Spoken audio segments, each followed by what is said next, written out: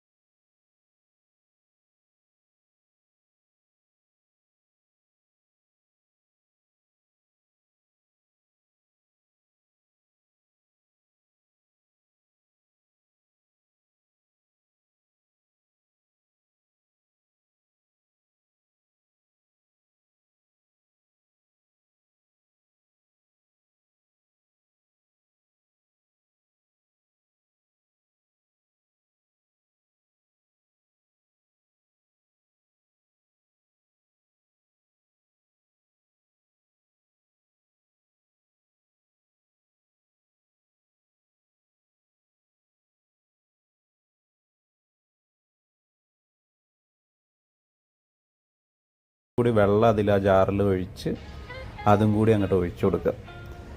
വെള്ളം ഇച്ചിരി ആയിക്കോട്ടെ എന്നേ, എന്തിനപ്പോൾ കുറയ്ക്കണേ. അപ്പോൾ ലേശം വെള്ളം കൂടി ആവാം. എന്തേ തിളയ്ക്കണ തിളപ്പ് കണ്ട. അപ്പോൾ ആ തിളച്ച് വരുമ്പോൾ നമ്മൾ ഈ കഴുകി വെച്ച ഉണക്കസ്രാവ് അങ്ങോട്ട് ഇട്ട് കൊടുക്കുക. ഒന്ന് കുലുക്കി കൊടുത്ത് അടച്ച് വയ്ക്കുക. അപ്പോഴാണ് ഞാൻ വിചാരിച്ചു എന്നാൽ രണ്ട് കറിവേപ്പിലയും എടുക്കട്ടെ. അങ്ങനെ അതും ഇട്ടിട്ട് ലേശം ഉപ്പ് ഇട്ടു. ഉപ്പ് ഉണ്ടാവും, നല്ല ലേശം ഇരിക്കട്ടെ. 10 മിനിറ്റ് അങ്ങനെ കിടന്നങ്ങോട്ട് തിളക്കട്ടെ കേട്ടോ. നല്ലൊരു മണമൊക്കെ വരുന്നുണ്ടേ. ആഹാ, എന്തിനും ലാസ്റ്റ് ഒരു ഡെക്കറേഷൻ വേണമല്ലോ.